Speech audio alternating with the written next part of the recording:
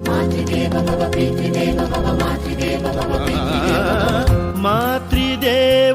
भव पितृदेवो भव यो संस्कृति र परम्परा बनाऊ इनको जीवन हामी हँसी खुसी हरा भरा। नमस्कार, ज्येष्ठ नागरिक कार्यक्रममा हार्दिक स्वागत छ। तपाईले यो कार्यक्रमलाई रेडियो नेपालको केन्द्रीय प्रसारणबाट प्रत्येक आइतबार बिहान यसै बेलादेखि सुन्दै आउनु भएको छ। यसका साथै redionepal.gov.np, रेडियो नेपालको मोबाइल एप र अनलाइन redionepal.gov.np बाट प्रत्यक्ष सुन्न सक्नुहुन्छ। कार्यक्रममा हामी ज्येष्ठ नागरिकका हक अधिकारलाई सुनिश्चित गर्न गरिएको संवैधानिक तथा कानूनी व्यवस्थाका साथै सरकारले गरेका नीतिगत निर्णयको कार्यान्वयनको अवस्था, ज्येष्ठ नागरिकहरूको हेरचाहका लागि विभिन्न सङ्घ संस्थाहरूले सुरु गरेका काम र उनीहरूले प्रदान गर्दै आएका सेवा सुविधाका बारेमा जानकारी दिँदै आइरहेका छौं। यसका अतिरिक्त गतिविधि, कुराकानी, जीवन अनुभव र अन्तर्राष्ट्रिय प्रसङ्ग समेत यस कार्यक्रमका विषयवस्तु रहँदै आएका छन्। आज हामी कुराकानी लिएर आएका छौं। कार्यक्रम सुन्दै गर्नुहोला।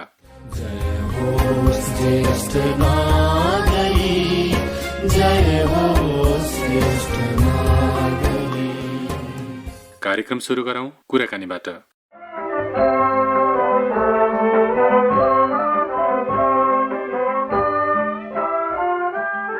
आज बडा दशैंको 11औं दिन अर्थात् एकादशी। आज पनि मान्यजनको हातबाट दशैंको टीका र पहेँला जमरा लगाई आशीर्वाद लिने क्रम चलिरहेको छ। टाढा टाढाबाट आउँदा भ्याइएन भने पूर्णिमाको दिनसम्म पनि दशैंको टीका लगाउने चलन रहेको छ। आज हामी दशैंको सेरोफेरोमा रहेर रामेछाप जिल्लाको रामेछाप नगरपालिका वडा नम्बर 1 गोठपानीमा जन्मिनु भई अहिले भक्तपुर जिल्लामा बसोबास गर्दै आउनुभएका 72 वर्षीय ज्येष्ठ नागरिक देवी बहादुर कार्कीसँग उहाँको जीवन अनुभवका बारेमा कुराकानी गर्छौं। कार्यक्रम संयोजक राजन कार्कीले उहाँसँग कुराकानी गर्नुभएको छ। सुनौ सोही कुराकानी। रामेछाप जिल्लाको गोठपानी भन्ने ठाउँमा यहाँको जन्म भयो। हजुर। यहाँ अहिले 72 वर्ष हुनुभयो। हजुर। के रहेछ जिन्दगी भन्ने? 72 वर्ष कसरी बितेछन् जस्तो लाग्छ? कसरी सम्झिनुहुन्छ? बाल्यकालदेखि अहिले 72 वर्षसम्म आइपुग्दा सानो बच्चा नाबालक हुँदाखेरि अब बुवा आमाले कसरी हुर्काउनु बढाउनु भयो त्यो कुरो थाहा भएन। त्यसपछि 6 वर्षदेखि अलिअलि ज्ञान प्राप्त भयो हामीलाई। गाउँले जीवन, मेरो बुवा आमाको पनि अब गाउँमा बस्नुभएको, मेरो जन्म गाउँमा भएको हो। बुवा आमाको कति भाइ यहाँहरू? मेरो बुवाको 3 परिवार हो। ठुली आमा, माइली आमा र म कान्छी आमाको कान्छो छोरो। 9 जना दाइहरू मेरो। 9 जना दाइ मध्येको कान्छो भाइ म र दिदीहरू पनि 2टा। दिदीहरू छोराहरू सबैको कान्छो म हो। र त्यसपछि 6 वर्ष पछाडि वस्तु बाख्रा चराउने कुराहरू गरियो। त्यो बेलामा लगभग सामुदायिक स्कुल भनिन्छ अहिले, अब त्यो बेलामा सरकारी स्कुल भनेर पनि भनिन्थ्यो। कुनै ठाउँमा धेरै टाढा हिँडेर जान नसक्ने त्यस्तो अवस्थामा थियो। सक्नेले 2-4 जना बुवा हजुरबुवाहरू मिलेर अलिकति साक्षात् मान्छेलाई बोलाएर त्यहाँ तलब भनौँ खाने बस्ने व्यवस्था मिलाएर हामीलाई पढाउन सुरु गर्नुभयो। त्यहाँ सम्भव नभएर ल मेरो घरमा नै पठाइदिनु भन्नुभयो। त्यस पछाडि घरमा गएपछि अब गुरुको घरमा गाई चराउनु पर्छ कि बाख्रा चराउनु पर्छ कि घाँस काटेर ल्याइदिनु पर्छ कि उहाँको घरमा कस्तो पाक्छ त्यो अब पाकेको समयमा दिने र खाएर हामीले लगभग नाम लेख्नसम्म हामी सफल भयौँ। त्यो फिसको रूपमा होला है? गुरुले पढाए बापत फिसको रूपमा चाहिँ त्यो काम गर्नु? हजुर, त्यो काम गरियो। बिहान बेलुका बिजुली बत्ती त छँदै थिएन, तेलको पनि अभाव थियो, मटी तेलको पनि। बाँस र हाम्रातिर चाहिँ हात्तीबार भन्छौँ, यहाँ अब के भनिन्छ, त्यसको सुकेको पत्ताहरू गाई बाख्रा चराउन जान ल त्यो खोजेर ल्याउ, भरे बाल्नुपर्छ, पर्नुपर्छ भनेर भन्नुहुन्थ्यो। अनि त्यो ल्यायो गाई बाख्रासँगै बेलुका बालेर अब लेख्ने त्यो ठुलो ढुङ्ग्रे बाँस भन्छन् त्यसको पटेसमा गोलबेडा र त्यो रोटी पोलेको ताउको पछाडिपट्टिको कालो मिसाएर मोसो मिलाएर त्यसको मसी भनेर एउटा भाँडोमा बनाएर अनि निगालाको टुप्पो खुर्किएर त्यसलाई कलम बनाएर चोप्दै त्यो ढ्याङ्ग्रोमा लेख्ने गरियो। पट्यास भन्छ गरे पट्यास, हजुर, ढ्याङ्ग्रो पनि भन्छन्, पट्यास पनि भन्छन्। अब त्यो ठाउँ अनुसारको भाषा हो। त्यसैमा अब बेलुका निन्द्रा नलागुन्जेल, गुरुलाई पनि अब निन्द्रा नलागुन्जेल त्यो आफूले आगो बाल्दै त्यसरी पढियो। त्यस पछाडि अलि हिँड्न सक्ने भएपछि टाढा अब 2 घन्टा 1.5 घन्टा हिँडेर जाने हाम्रो अहिले त एउटै नगरपालिका हो, 3 नम्बर वार्ड पर्छ, साँगुटार सानो बजार छ। त्यहाँका साहुहरूले त्यो बेलामा चाहिँ मिडल स्कुल भनेर नामाकरण थियो, अहिले चाहिँ निमावि भनिन्छ। 8 क्लाससम्म पढ्ने त्यो स्वीकृत गराएर ल्याउनु भएछ 2018 सालमा। अब अहिले त त्यहाँ उच्च मावि नै छ। त्यहाँ जानलाई 2 घन्टा हाम्रो घरबाट बिहान 7 बजे खाना खाएर हिँडेर गयो, कपी कलम चेपेर त्यहाँ पढेर अनि फेरि बेलुका घरमा आउँथ्यौँ। घरमा आएर पनि अब वस्तु बाख्रा पालेपछि कोही बेलामा अब भोकै बसेका कराएका हुन्थे। अब आफू अलि उमेर यो बिग्रियो बित्यो भन्ने सोच्ने भएपछि त्यो पनि हेर्नु पर्यो। त्यहाँ आएर पनि काम गर्नु पर्थ्यो। अब पढ्ने, त्यहाँ होमवर्क गर्ने भनेको बेलुका राति नै हुन्थ्यो। काम गर्दै पढ्दै गर्नु। तपाईँको त्यो औपचारिक शिक्षा चाहिँ स्कुलमा गएर पढ्न थालिसकेपछि कतिसम्म त्यहाँ पढ्नुभयो अगाडि? पढ्दै गएपछि मैले 8 क्लास पास गरेँ। 8 क्लास पास गरेपछि मैले पास गरिसक्दा फेरि 10 क्लास स्वीकृत भयो। 10 क्लास स्वीकृत भयो, पढाउन अनुमति भयो। त्यहाँ परीक्षा लिने अनुमति थिएन। 10 सम्म पढेँ। अनि त्यसपछिबाट परीक्षा दिनलाई ओखलढुङ्गा, जनकपुर जानु पर्थ्यो। त्यो 10 को परीक्षा दिन? 10 को परीक्षा दिनलाई। त्यो बेलामा चाहिँ म्याट्रिक पास भन्थे। अब अहिले एसएलसी भयो, त्यसपछि एसई भयो। अहिले यहाँको औपचारिक शिक्षा चाहिँ 10 सम्म मात्र। मैले 10 परीक्षा दिन सकिनँ अब जाने आउने समस्याले। पढ्न मैले 10 सम्म पढेँ। त्यसपछि तपाईँको पढाइ रोकियो? पढाइ रोकियो। त्यसपछि आएपछि अब मेरो बुवा मम्मी चाहिँ धेरै वृद्ध हुनुहुन्थ्यो। दाईहरू, मेरो भतिजाहरू, अब ठुलो दाईको, माइलो दाईको छोराहरू मभन्दा नै अहिले पनि एजेड छन्। उनीहरू कति त बिति नै सके छोराहरू। त्यो बिचमा मेरो बिहे गर्ने उमेर नहुँदै मम्मी खस्नुभयो। त्यसपछि बुवाले मेरो पनि ठेगान छैन, बिहे गर्नुपर्छ बाबु भनेर। त्यो बेलामा नि बिहे गर्ने इच्छा त थिएन। कति थियो उमेर त्यतिखेर? त्यो बेलामा मेरो उमेर 16 वर्षको थियो। 16 वर्ष? हजुर, 16 वर्षको थियो। अनि म अहिले बिहे गर्दिनँ, अब चान्स मिल्यो भने म पढ्छु भनेको। अब दाई भाउजूहरूले अब पछि उनीहरू आफ्नो आफ्नो व्यवहार गरेर बस्छन्, पढ्न नदेलान्। अब म पनि नभएपछि, म बितेपछि त तेरो घर व्यवहार पनि बिग्रिन्छ, बिहे गर्नुपर्छ भनेर मलाई ज्यादै कर लाउनु भयो। र बुवाले नै केटी हेरेर 13 वर्षकी, म 16 वर्षको, 13 वर्षकी केटीसँग मेरो बिहे भयो 25 सालमा। त्यसपछि गएर 1.5 वर्षपछि बुवा बित्नुभयो। बुवा बितेपछि अब सबै दाजुभाइ अब गाउँमा अब छुट्टिएर बस्ने, आफ्नो आफ्नो अंश व्यवहार लिएर उहाँहरू बस्नुभयो। दाईहरूको त अब छोराहरू बुहारीहरू भइसके, उहाँहरूलाई व्यवहार धान्न पनि त्यति गाह्रो भएन। अब मैले त भर्खर बिहे भएको, अब मेरो श्रीमती पनि नयाँ, अहिलेको हिसाबमा त कलिलै। अब म पनि कलिलै 16 वर्ष उमेरको। अब मैले कसरी व्यवहार चलाउनुपर्छ भन्ने कुरो पनि मलाई अनुभव थिएन। त्यसपछि अब यताउता हेर्दै अब गर्दै गएँ। यसरी यहाँको जीवन त्यहाँबाट सुरु भयो? सुरु भइसकेपछि जागिरको कुराहरू त हटि नै हाल्यो, अब जागिरतिर जानु भएन होला? हजुर, त्यो बेलामा 8 क्लास पास गरेपछि लगभग अब खरदार, त्यहाँ प्राविमा टिचर बस्न, बैंकमा एकाउन्टेन्ट बस्न मिल्ने रहेछ, योग्यताले पुग्ने रहेछ। त्यति बेला मेरो दिदी उहीँ रामेछापको बाम्ती भन्ने ठाउँमा बिहे भएको हो। तर उहाँहरू चाहिँ विश्वकुमार कार्की हो, हजुरले नाम पनि सुन्नुभयो होला कि। अहिले चाहिँ रिटायर भइसक्नुभयो, बानेश्वरमा बस्नुहुन्छ, 90 वर्ष जति हुनुभयो। उहाँले साउटार ब्याङ्कमा नयाँ वाणिज्य ब्याङ्क शाखा खुलो। त्यहाँ एउटा असिस्टेन्ट पदमा मलाई यहीँबाट नियुक्ति गरेर पठाउनु भएको रहेछ। त्यसरी पठाइदिनु भएको रहेछ, मलाई थाहा भएन। त्यो मलाई पठाएको नियुक्ति राखेर अगाडि सटाई काउन्टर पनि खोलेको थियो। अनि त्यो सटाई काउन्टरमा बस्ने असिस्टेन्टलाई चाहिँ मलाई थाहा नभइकन त्यो नियुक्ति नदिएर उनलाई नियुक्ति गरेछन् त्यहाँबाट। त्यो पछि थाहा भयो। अनि पछि त्यसमा जिल्लामा आएर छानबिन पनि भयो। उसको पनि जागिर गयो, मेरो पनि त्यहाँ भएन। अनि त्यसपछि म 22 वर्ष हुँदा मेरो पहिलो बच्चा छोरीको जन्म भयो। अनि अब छोरी जन्मेपछि खेतीसेती यताउता घरमा गाउँमा अल्मलिनु पर्यो। अब त्यहाँ व्यवहार धान्नु पनि पर्यो, अलि अब म अभिभावकको रूपमा वहन गर्नु पनि पर्यो र त्यसरी गर्दै गएँ। अनि जागिरको कुरा त्यहाँ सकियो। गाउँमा त्यो बेलामा प्राइमरी भन्थे, 5 क्लास पढेर नर्मल तालिम दिएर टिचर बस्न पाउने प्रावधान थियो र मैले त अब अन्डर एसएलसी गरिसकेका थिएँ। अनि मलाई त्यहाँ गाउँको प्रधान पञ्चले तपाईँ बस्दिनुहोस् अब भनेर मलाई सूचना गर्नुभयो। तत्कालीन प्रधान पञ्चले बितिसक्नुभयो।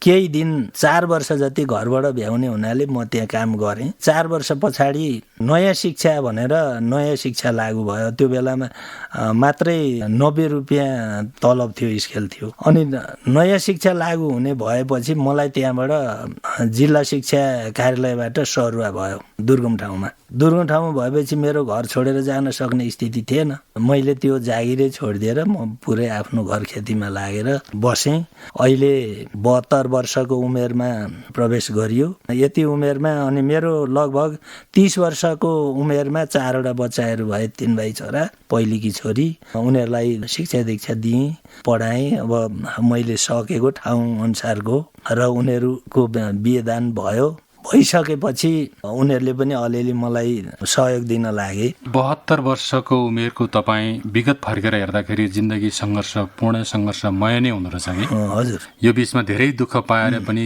4 जना सन्तानको बुवा बन्नुभयो, 3टा छोरा एउटी छोरी, छोरीहरूको बिहादान भइसक्यो। अहिले हजुरको उमेर 72 वर्ष र उहाँको उमेर पनि, श्रीमतीको उमेर पनि कति वर्ष भयो अहिले?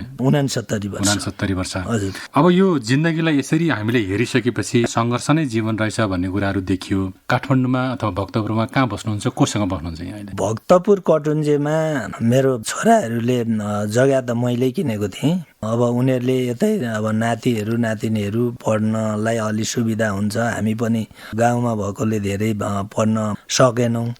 यहाँ राखेर हामी यसो कतै जब गर्न पायौँ भनेदेखि अब बच्चा बच्चीले अलि शिक्षा राम्रो पाउँछन् कि भन्ने सल्लाह भयो। ल बस, अब मैले यहाँसम्म सकेँ, त्यहाँबाट रोक्नलाई मन पनि छैन। तिमीहरूले सकेको अब मैले दिन सकिनँ भने अरू बच्चालाई दिँदा पनि राम्रो हुन्छ, यहाँ खेती गरेर किन बस्नु त भनेर यहाँ आएर बसे। उनीहरूले जग्गा चाहिँ मैले किनिदिएका थिएँ। अनि एउटा सानो घर बास बस्नलाई बनाए। सबै परिवार, मेरो 16 जना परिवार छौँ अहिले। त्यही घरमा बसेका थियौँ। अहिले चाहिँ 3टी नातिनी युएस गए, 2टीले चाहिँ पढिसके, डिग्री गरे युएसमा, अहिले जब गरिरहेछन्। एउटा नाति क्यानाडा गयो र एउटा नाति आइटी ब्याचलर अहिले 4th इयरमा पढिरहेछ।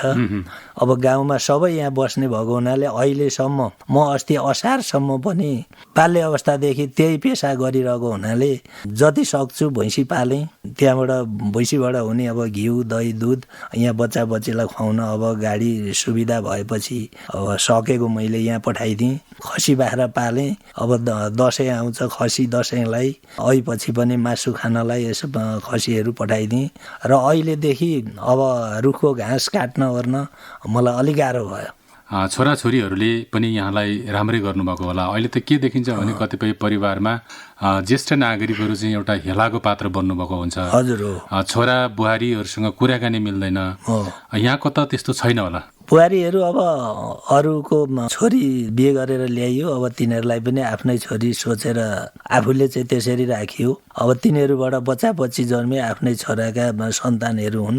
अब छोराछोरीहरूलाई जति गर्नु पर्थ्यो त्योभन्दा बढी छोराछोरीहरूलाई गर्दा त मेरो पहुँच पनि कम थियो। नाति नातिनीलाई गर्दा चाहिँ छोराहरूलाई गरेको लगानी भन्दा नाति नातिनीलाई मैले बढी गरेँ। उनीहरूलाई, बुहारीहरूलाई अब कुनैलाई अब कहिलेकाहीँ केहीमा चित्त नबुझेर अब अलिअलि चित्त मन खुम्च्याउनु अब उनीहरूको आफ्नो ठाउँमा छ। तर मैले त्यस्तो कठिन उनीहरूलाई त्यो हुने गरी गरे पनि छुइनँ र उनीहरूले पनि मलाई साह्रै त्यस्तो गर्ने गरी 3 भाइ छोरा छन्, 3टी बुहारी छन्। एउटाको मन चित्त नबुझे पनि अरू 2टाको त बुझ्छ। म अस्ति असारमा आएँ यहाँ। असारसम्म त म आफैले बाख्रा पालेँ, खेती गरेका थिएँ, भैँसी पालेका थिएँ। म आफै गर्थेँ। उनीहरूले मलाई गर्नुभन्दा मैले उनीहरूलाई गरेका थिएँ। जे जति सकेको गर्नु पर्यो। गरेको पनि थिएन। अहिले पनि अब उनीहरूले तपाईँ त्यहाँ अब सक्नुहुन्न, हामीसँग बस्नुपर्छ, अब कति गर्नुहुन्छ। अब उनीहरूको कर्तव्य उनीहरूले पुरा गरे, निर्वाह गरे, राम्रै गरिरहेका छन्। अब पछि अब नाजुक अवस्थामा पुगिएला कस्तो हुन्छ भोलिको कसलाई थाहा छैन। त्यो बेलामा अब गरेनन् भने त्यो बेग्लै कुरा हो। अब यति बेरसम्मको अनुभवमा अब मलाई राम्रै गरेका छन्। ज्येष्ठ नागरिकहरूलाई अथवा आफ्ना बुवा आमाहरूलाई अहिले विभिन्न कारणले वृद्धाश्रममा लगेर राखेका पनि छन्। हजुर। त्यहाँको त जीवन त्यति राम्रो हुँदैन भन्ने पनि सुनिएको छ। ज्येष्ठ नागरिकहरूलाई घर परिवारै उचित हुन्छ कि वृद्धाश्रम भन्दा त? घर परिवारै उचित हुन्छ। अब त्यो त काहीँ ठाउँ र आश्रम नपाएपछि मर्नुभन्दा बाँच्नलाई केही सुविधा सहयोग होला भनेर गएर बस्ने मात्रै हो। कोही नभएका केही नभएकाले गएर बस्ने हो। किनभने त्यहाँ गएर बसेपछि जस्तो अब हजुर हामी भेट भइयो, अहिले यसरी कुराकानी हामीले गरिरहेछौँ। हामी यहाँबाट हिँडेपछि हाम्रो अलिकति बाल्यकालदेखिको माया ममता त छैन नि। आफ्ना छोरा बुहारी भनेका पनि आफूले ल्याएर दुःख गरेर आफ्नो घरमा छोरीको ठाउँमा ल्याएर बुहारीलाई राखेका छन्। तिनीहरूबाट नाति नातिना जन्मेका छन्, छोराहरू छन्। कसैको कुनै दिन केही सानो कुरामा अलिकति चित्त नबुझे पनि एउटाको नबुझे पनि अरू 5वटाको त बुझ्छ।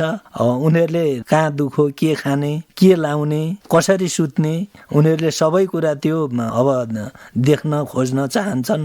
र आफूले पनि आफ्नो परिवारसँग बस्दा खाना लाउन नपाए पनि अर्कै खालको आनन्द आउँछ। केही नभएको असहायले अब बाँच्ने आधार वृद्ध आश्रममा बस्ने हो। मेरो अनुभवमा म यहाँसम्म आएँ, अहिलेसम्म मेरो परिवारबाट अब त्यो भोग्नु परेको छैन। भोग्नु नपरोस् पनि अब कुन बेला कस्तो पर्छ त्यो पछाडिको कुरो थाहा छैन। मैले देखेका कुरा, मैले चिनेका मान्छेहरूको प्रगति गराएर उच्च पदमा राज्यको उच्च श्रेणीमा मुख्य सचिव बनेर रिटायर भइसके तिनीहरू अहिले पनि छन्। तिनको 2 भाइ छोरा थिए, 3टी छोरी थिए, नाम नभनौँ। छोरीहरूको बिहे भएर गयो। एउटी कान्छी चाहिँ छोरी ब्याचलर पास गराए, डिएसपीले बिहे गरे। कान्छो छोरो बुहारी उपसचिव छन्। जेठो छोरोले मुख्य सचिवमा रिटायर भइसके, 58 वर्षको उमेरको हदमा रिटायर भए। बाबामा आएर कान्छो छोरोकोमा बसेका थिए। कान्छो छोरो र बुहारीले त्यहाँबाट भनेर पिटेर नै आमालाई पिटेर आमा त्यहाँबाट रुद्दै निस्किनु भयो। जेठो छोराको घरमा गएर बस्नुभयो पहिले। अब त्यहाँ पनि गएर बसेपछि घर बनाएको ठाउँ चाहिँ बुहारीको माइतीले दाइजो दिएको रहेछ जग्गा चाहिँ, घर चाहिँ छोराले बनाएको। सम्धिनी बुहारीको आमा र बुहारी भएर हजुरले यो जग्गा किनेको पनि होइन, यहाँ आएर बस्न त उचित हुँदैन, यहाँ किन आउनुभएको भनेर उनीहरूले त्यहाँ गएर एक रात बसेपछि उनीहरूले त्यो कुरा भने। अनि त्यहाँबाट पनि कसैलाई केही नभने आमा निस्केर हिँड्नुभयो। बहिनीकहाँ लगेर राखे। बहिनीकामा पनि अब छोरा बुहारीकामा त भएन, बहिनीकामा राम्रो हुने कुरो भएन। अनि त्यहाँ पुगिसकेपछि 1 महिना जति करिब बसेपछि त्यहाँ बस्न चाहनु भएन। मलाई जसरी भए पनि गाउँमा त पुरानो घर जग्गा बाँकी नै थियो। अब यही दसैँ आउने बेलामा मलाई लिएर जा बाबु, घर पुर्याइदिए भनेर भनेपछि भाइको छोरो भदौ आएर लिएर गयो दसैँमा। उसले आफ्नै घरमा राखेर दसैँ मनायो। दसैँपछि उहाँ आफ्नो पुरानो घरमा जानुभयो। त्यहाँ अब वृद्ध मान्छेलाई कसले पकाएर खानदिने, छोडेको घर, उहाँलाई समस्या भयो। त्यहाँ बस्दै उहाँलाई चाहिँ प्रेसर हाई भएछ। गाउँलेले यहाँ ल्यायो, नागरिक हस्पिटलमा ल्याएपछि त्यहाँ छोराहरू आइपुग्ने बित्तिकै उहाँको मृत्यु भयो। समग्रमा यसरी भनौँ, पढे लेखेका बुद्धिजीवीहरूको घरको हालत यस्तो छ। घरको हालत यस्तो छ। मैले भन्न खोजेको अब ज्येष्ठ नागरिकहरू बाबुआमाहरू देउता समान हुन्, उनीहरूलाई मान्नुपर्छ भन्ने कुरो छ, तर हालत यस्तो छ। अब ज्येष्ठ नागरिकहरूको लागि भनेर सरकारले ऐन बनाएको छ, संविधानमा पनि व्यवस्था गरेको छ ज्येष्ठ नागरिकको हक अधिकार भनेर। सामाजिक सुरक्षा भत्ता पनि दिएको छ, हस्पिटलमा 50% को सेवा पनि दिएको छ, यातायातमा पनि 50% को सेवा दिएको छ। सामाजिक सुरक्षा भत्ता यहाँले लिनुभएको छ कि छैन? सामाजिक सुरक्षा भत्ता मैले लिइसकेँ। अनि ज्येष्ठ नागरिकको कार्ड बनाउनु भएको छ कि छैन परिचय? ज्येष्ठ नागरिकको कार्ड बनाएको छु। अब त्यस विषयमा धेरै गुनासो पनि लागेको छ सरकारप्रति र देखावटीलाई कार्ड पनि छ। म नै आएँ कतिपय हस्पिटलमा, मैले यो कार्ड लिएर गएर सरकारले दिएको राज्यले दिएको सुविधा म पाउँछु कि पाउँदिनँ भनेर मैले उहाँहरूलाई डाक्टर साहबहरूलाई सोधेँ। पाउनुहुन्छ, 10% दिने हाम्रो प्रावधान छ भन्नुभयो। यो तपाईँहरूको दयाले दिने हो कि राज्यले दिएको सुविधा दिने हो भनेर मैले उहाँहरूसँग सोधेँ। सोद्धा यो हाम्रो नियमअनुसार दिइन्छ भनेर भन्नुभयो। यो लेखेको यो सरकारले दिएको सुविधा के हो त? यो तपाईँहरूले त हामीलाई राज्यले दिएपछि 50% हो। हामीलाई राज्यले दिएको सुविधा तपाईँहरूले दिन सक्नुहुन्न भने तपाईँहरूले त सरकारसँग गएर बार्गेनिङ गर्नु पर्यो, भन्नु पर्यो। हामीलाई त तपाईँहरूबाट वञ्चित बनाउनु त भएन। होइन, अब त्यो तपाईँहरूले गर्ने कुरा हो, हामी 10% भन्दा दिन सक्दैनौँ भनेर हस्पिटलहरूमा मलाई नै त्यसो भन्नुभयो। यातायातमा मसँग कार्ड छ बाबु, अब भाडा के अरे मलाई फिर्ता दिनुहोस् भनेर 150 रुपियाँ दियो भने, 30 रुपियाँ दियो भनेदेखि 5 रुपियाँ फिर्ता दिन्छन्। अनि कतिपय ठाउँमा त कार्ड देखाउनुहोस् भन्छन्, कार्ड नदेखाइकन अनि कार्ड झिकेर दियो यसो हेर्छन् र 5 रुपियाँ फिर्ता दिन्छन्। अनि कार्ड त पढ्या थियो बाबु भनेर सोध्छु म त्यो खलासीलाई। पढेँ, पैसा फिर्ता दिइसकेँ भन्नु। पढ्या भए यसमा के लेखेको छ, के दिनुभयो त भनेर मैले सोधेँ। भनेपछि 50% भनेको छ। कार्ड हेरेपछि नहेरी बरु 5 रुपियाँ फिर्ता दिएको भए मेरो पनि चित्त बुझ्थ्यो। कार्ड मागेपछि त कार्डमा जे लेखेको छ त्यो गर्नु पर्यो नि। भनेपछि उनीहरूले के भने, ड्राइभर खलासीले भने, होइन तपाईँहरूलाई त्यस्तो लाग्छ भने गाडी नचढ्नुहोस् भने। सरकारले दिएको सेवा सुविधा जुन ज्येष्ठ नागरिकलाई दिएको छ त्यो पनि राम्रोसँग कार्यान्वयन भएको छैन। कार्यान्वयन भएको छैन। यसमा सरकारलाई के भन्नुहुन्छ तपाईँ? यसमा सरकारलाई म के भन्छु भने, जुन सुविधा दिएर हामीलाई एउटा प्रमाण जुटाएको छन्, त्यो जुटाएको कुरो हामीलाई कार्यान्वयन गराउनुपर्छ। सरकारले दायित्व दिनुपर्छ। यदि दिन नसक्ने हो भने त्यो खाली कार्ड हामीलाई दिइरहनु पनि हुँदैन। ज्येष्ठ नागरिकहरूलाई सम्मान गर्ने हो भने विधि पुर्याएर अधिकार दिएर सम्मान गर्नु पर्यो भने तपाईँ। अब हामीसँग समय थोरै नै छ, सीमित समयमा हामीले धेरै कुराहरू लिनुपर्ने छ। आज 27 गते, हिजो 26 गते विजयादशमी, यसपालिको दशैंको टीका। हजुर, टीका लगाइदिनका लागि सायद तपाईँ काठमाडौँ आउनुभएको होला, उहाँदेखि रामेछापदेखि। हजुर, टीका लगाउँदाखेरि दिइने जुन आशीर्वचन छ, हजुर, किनभने हामी टीका त अब हिजो 26 गते विजयादशमी भयो, आज 27 गते एकादशी, भोलि द्वादशी हुँदाहुँदै कतिपय ठाउँमा त हामी पूर्णिमासम्म लगाउँछौँ टीका। टीका लगाउँदाखेरि दिने आशीर्वचन, त्यो आशिक यहाँलाई आउँछ कि आउँदैन? आउँछ। एकचोटि सुनौ न। हैद्रो नसुते श्रीयम दशरथे शत्रु छेम राघवे ऐश्वर्य नौसे गति स्तपाउने मानन्छ दुर्योधने सूर्यो शान्त बने हलन्छ बलधरे सतिन्छ कुन्तो सुते विज्ञानी विदुरी भवती भवता कीर्तत्से नारायणम जयन्ती मङ्गलकाली भद्रकाली कपालिनी दुर्गा क्षमा शिवधात्री सोदा सोदा नमस्तुते। परमेश्वर यो दुध दशमीको टीकाले रोग भेद सबै हरण होस्, विश्वासै आइयोस्, मनले चिताएको कुरा पुगोस्, प्रबल बढोस्, दुर्गा भवानीको आशीर्वाद दिन्छौँ भनेर दिन्छौँ। यसपालिको दशैं अगाडि बाढी पहिरो धनजनको धेरै क्षति भयो, मानवीय क्षति पनि भयो। तिनीहरूका प्रति हामीले हार्दिक समवेदना चाहिँ कार्यक्रमबाट दिनै पर्छ। तिनीहरूका घरमा पनि दशैं आयो होलान्, कोही कहीँ जान हिँडेका थियो होलान्, बडा दुःखदपूर्ण छ।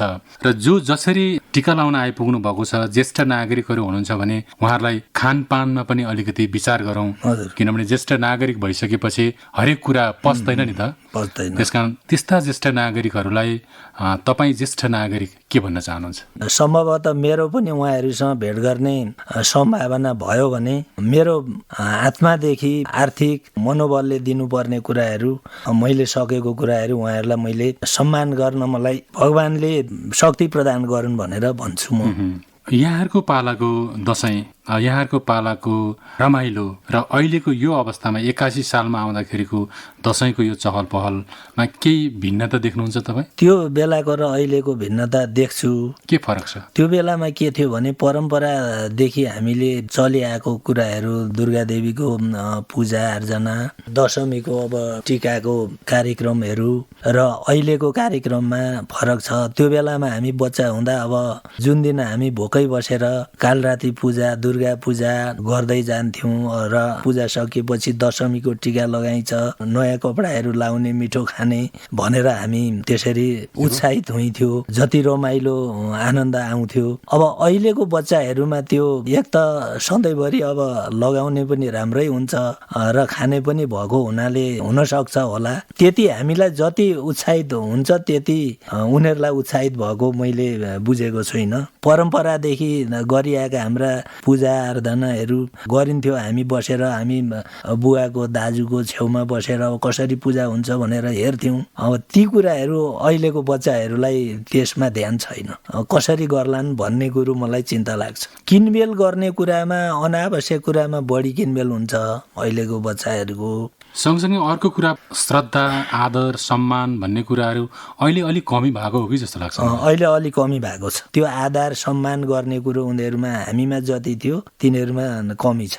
तिनीहरूको लागि यहाँको सुझाव के हुन्छ? कसो गर्नुपर्छ अब? तिनीहरूको लागि पढ्ने लेख्ने गरेर आफ्नो बुवा आमासँग, हजुरबा हजुरआमासँग उनीहरूको नजिक रहेर माया ममता राखेर परम्परालाई नबिर्सेर बस्नुपर्छ, हाम्रो परम्परा जोगाउनुपर्छ भन्ने सुझाव दिन्छु म तिनीहरूलाई चाहिँ। यो सालको दसैँको सेरोफेरोमै छौँ, दसैँको टिका लगाउने क्रम पनि जारी नै छ। यो समयमा यहाँका कुरा के हुन्छन्? सम्पूर्ण ज्येष्ठ नागरिक र सम्पूर्ण दसैँमा टिका लाउन आउनुभएका महानुभावहरू, घर परिवारमा रहनुभएका परिवारजनहरूमा यहाँको कुरा के हुन्छ अन्त्यमा? बाढी पहिरोले हामीलाई देशैभरि अब हामी स्तब्ध भएका छौँ। तिनीहरूलाई हामीले सकेको ठाउँबाट, अब नसक्ने ठाउँमा त हाम्रो सञ्चार माध्यमबाट हामीले सुन्ने र हेर्ने देख्ने मात्रै हुन्छ। जान सक्ने, हाम्रो क्षमताले सहयोग गर्न सक्ने, नपरेका मान्छेहरूले जसरी रमाइलो गरेर मनाउन सक्छौँ उनीहरूको पनि दसैँ आएको छ। कसैका अब बालबच्चाले बाबुआमा गुमाएका छन्, कसैका बाबुआमाले बालबच्चा गुमाएका छन्। तिनीहरूलाई त्यो पनि सान्त्वना हुने गरी हामीले उनीहरूलाई माया ममता दिएर आर्थिक सहयोगदेखि लिएर खानपिनको लागि पनि हामीले नजिकैबाट सक्ने रहेछौँ भने गर्न सकियोस् भन्ने प्रतीक्षा गर्दछु म। बरु अब हामी रमाइलो गर्नेले पनि हामी के हो भने हाम्रो घरकै परिवारमा दुःख परो भन्ने सम्झेर हामी 100 रुपियाँ खर्च गर्थ्यौँ यो दसैँमा भने हामीलाई 70-80ले पुर्याएर अरू 20-30 तिनीहरूलाई पनि हामीले गर्न सक्यौँ भने ठुलो सौभाग्य हुन्थ्यो भन्ने मेरो भनाइ छ। धेरै कुरा हामीलाई सुनाउनु भयो, आफ्ना अनुभवहरू सुनाउनु भयो, आफ्नो जीवनको कहानी सुनाउनु भयो। 72 वर्षभित्र गरेका जीवन एउटा सङ्घर्षपूर्ण नै हो। सङ्घर्ष हुन्छ नै, गर्नु पनि पर्छ। स्टुडियोसम्म आएर आफ्ना कुराहरू जानकारी दिनुभयो। हामी कार्यक्रम ज्येष्ठ नागरिकको तर्फबाट धेरै धेरै आभार व्यक्त गर्छौँ यहाँप्रति। धन्यवाद। अहिले सुन्नुभयो रामेछाप जिल्लाको रामेछाप नगरपालिका वडा नम्बर 1 गोठपानीमा जन्मिनु भई अहिले भक्तपुर जिल्लामा बसोबास गर्दै आउनुभएका 72 वर्षीय ज्येष्ठ नागरिक देवी बहादुर कार्कीसँग कार्यक्रम संयोजक राजन कार्कीले गर्नुभएको कुराकानी।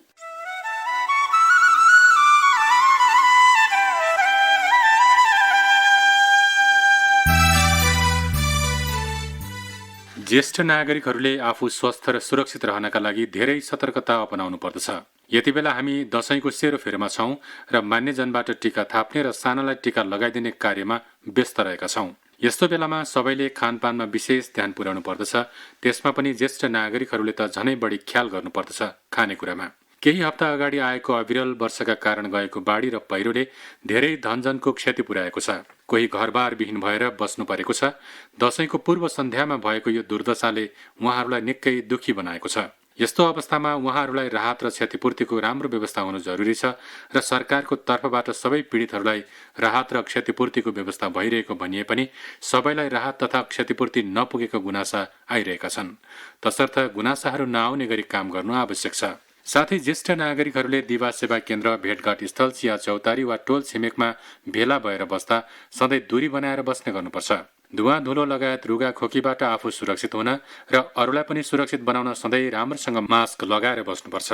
बेला बेलामा साबुन पानीले राम्रोसँग हात धुने गर्नुपर्छ। यदि कार्यक्रमका बारेमा कुनै सुझाव, सल्लाह र प्रतिक्रिया पठाउन मन लागेमा कार्यक्रमको इमेल ज्येष्ठनागरिक@gmail.com JESTHANAGARIK@gmail.com मा पठाउन सक्नुहुन्छ। तपाईले पठाउनुभएका सुझाव, सल्लाह र प्रतिक्रिया कार्यक्रमका लागि निकै महत्त्वपूर्ण हुनेछन्। लौ त श्रोता, हामीलाई पत्र पठाउने यसै ठेगानाका साथसाथै आजलाई ज्येष्ठ नागरिक कार्यक्रमको समय यहीँ सकियो। सबै ज्येष्ठ नागरिकहरूले खानपानमा विशेष ध्यान दिएर स्वस्थ र सुरक्षित रहौं र घर परिवारका अन्य सदस्यहरू बीचको सम्बन्धलाई मायालु र व्यावहारिक बनाउन अझ बढी प्रयास र प्रयत्न गरौं भन्दै आजको कार्यक्रमबाट बिदा चाहन्छौं। अर्को कार्यक्रमसम्मका लागि सहकर्मी बिमला राई र म राजन कार्की पनि बिदा हुन्छौं। नमस्कार।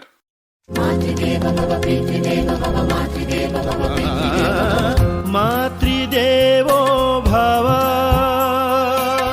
पितृदेवो भव, यो संस्कृति र परम्परा बनाऊ इनको जीवन हामी हसी खुशी हरा भरा।